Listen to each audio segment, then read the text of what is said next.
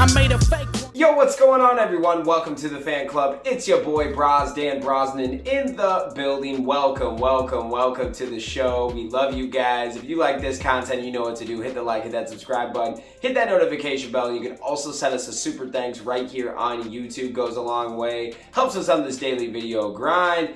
Let's get into the video. So today is a season preview for the defending champion Milwaukee Bucks. Yes, folks, the Bucks played their first game a few nights ago and they obliterated the Brooklyn Nets the night of the championship ring ceremony. All of the Bucks got these big old rings. They look epic. It was just an almighty night, a great feeling. If you guys follow me, you know I've been a Bucks fan since 2011. I went to hella games when they were awful. The year that they won 15 games, I went to 6 games that year. And that was an amazing experience because we got a bunch of tickets for cheap. We're talking like 15 rows from center court, like $40 for 6 tickets. It was crazy back then. I supported, I went to 6 games when Giannis was a rookie. He looked special, but we had no idea that his body was going to develop and he was going to put in the work and just become one of the best players in the league. I love me the Bucks. My wife and I went to the Eastern Conference Finals when we beat the Hawks and we won that game. That was dope. I believe it was game 2 or 3 we went to, and it was just a hell of a time. And now I wanted to talk to you guys about season preview, what the Bucks look like, what are realistic expectations for the team this year, and what are the chances that we could repeat. Okay, so after game 1, the Bucks actually looked really good. We did get a minor injury to Jrue Holiday. He hurt his leg in the first quarter, I believe. He dropped 12 points and then hurt his leg. And I believe, from what I was told and from what I was reading, that he hurt his leg and he probably could have played more in the game, but it's the first game of the year. And Coach Bud said, hey, if your leg hurts, sit down. We got this. Now, when we played the Nets a few nights ago, they look lost without Kyrie Irving. Kyrie Irving is such an awesome playmaker. He's got the best handles in the league, a great passer. It's just weird. Like with just James Harden and KD, you think that would be enough. Well, it's not for the Bucks, and let me tell you why. We have just as much offensive firepower as they do, but our defense is way better than their defense.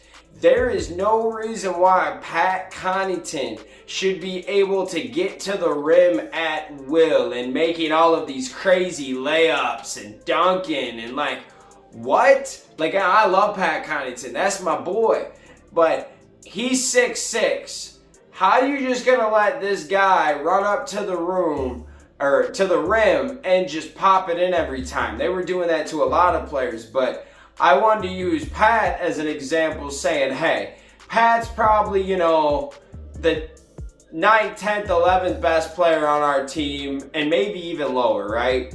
You can't let him just walk to the rim and put the ball in, because if he can do it, good Lord, that means Jrue can do it, Chris can do it, Giannis can do it. So the Nets' problem is still the defense.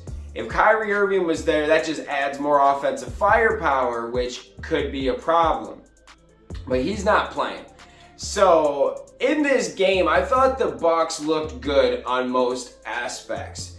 The energy was there, the shooting was there, the passing was there, and most importantly, the defense was there. I actually really liked it. I thought that when Jrue went out, they were gonna kind of make a big comeback, and they didn't. So after one game, by the way, I didn't make a preview before the game because I wanted to see what I was getting. I wanted to see how we looked, if it looked like one of those championship hangover type things, and it doesn't. They look dedicated and they look ready to work. So with that being said, where do I think the Bucks will sit this year as a top seed? And I believe that there's a very good chance that they will take the 1 seed in the East again. I know they didn't do it last year because Philly got it, but it's not all about the 1 seed. I understand it's about your health and developing something through the year, but a 1 seed helps. Having a 1 seed by the end of the year and getting that home court advantage, that is an advantage. Now, obviously, it doesn't mean anything sometimes, especially, in the finals. We took out the Suns and they had the home court advantage, right? So this is a little interesting on what exactly you do as a team like this. Do you take it easy on your guys? Because you're kind of a playoff contender. You're a championship contender. So what do you do during the regular season? Now, what I liked is they did a lot of switching yesterday. Now, they said that Coach Bud last year was one of the lowest switching teams, and yesterday they were picking up everybody. I loved it. I like that they're trying new things with this team. I think that they are going to finish around 60 wins this year, take the 1 seed, and deep down, I don't think we're going to repeat. It's just super hard, but man, if the East doesn't develop a true kind of alpha to take out the Bucks, I think we could get to the championship again easily.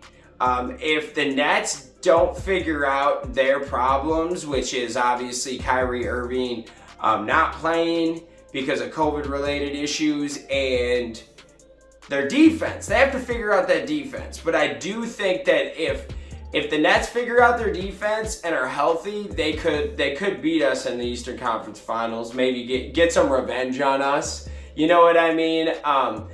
I do think that a lot of these teams that were newer last year are going to get more of a run this year. There are levels to it. You have to take bumps. That's why I said last year that it's hard to believe that the Nets or the Suns could win, because they were just recently assembled. Like, the Nets were an assembled team, and the Suns were just so new. There, a lot of young guys add Chris Paul. It doesn't usually happen. You have to take some lumps. You have to get beat out.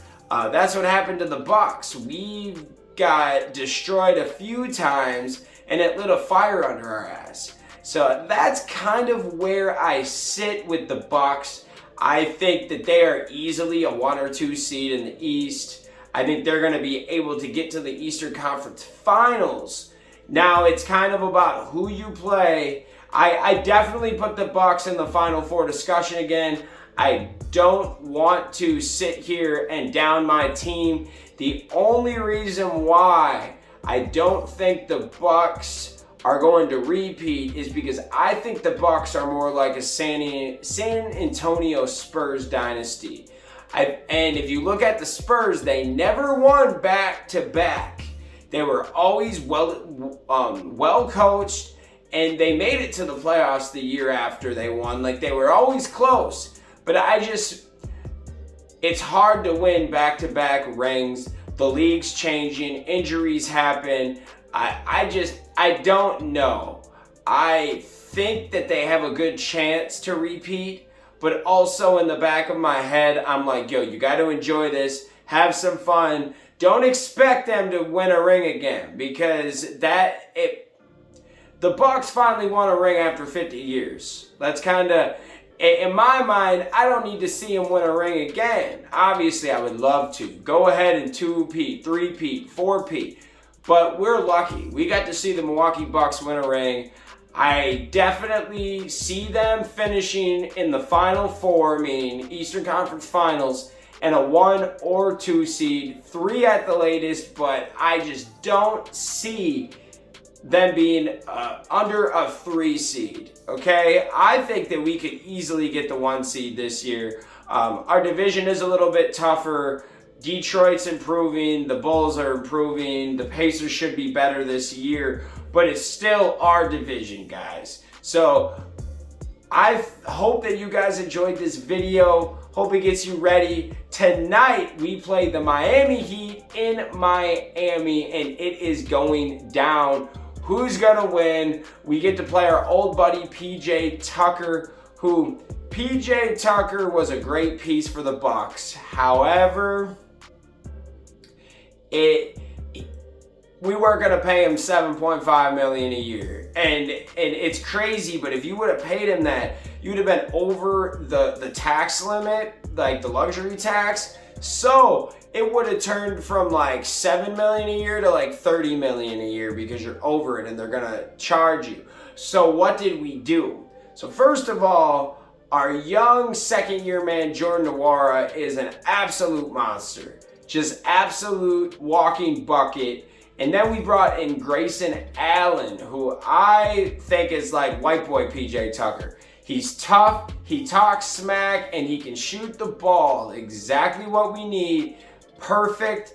And he's a little bit cheaper. We extended his rookie contract. That's what I'm talking about, all right? We also brought back George Hill, who is a nice piece. The only thing I ever hate on him about is he's so damn little. He's about my height, maybe an inch or two taller than me, and he gets exposed. But I can't really hate on George because he's one of the smartest players out there. He's always giving it all. He's playing defense, even being the little guy. He's getting steals. He's setting up the players around him, and this man can shoot lights out. So I can't really hate on George Hill. I like our additions. This is a fun team. And I can't forget, we brought back Bobby Portis on a real cheap rate. So shout out John Horst, the GM. You're doing a great job, man. We still have a championship roster. You didn't let everybody leave, and I love it. Let me know what you guys think about the Bucks. We love you guys. Thanks for watching the Fan Club, and we'll see you next time. Peace.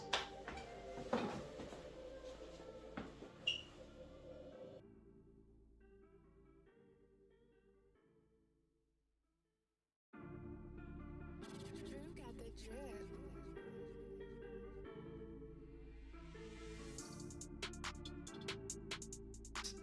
Hey guys, thanks for watching this video. Make sure you hit that like button, hit that subscription button, and also hit that notification bell to stay in the algorithm. Do you guys support the Fan Club? You want to help us make our next episode and keep this show running? Well, check out our brand new Fan Club t-shirts. These are on our Square site.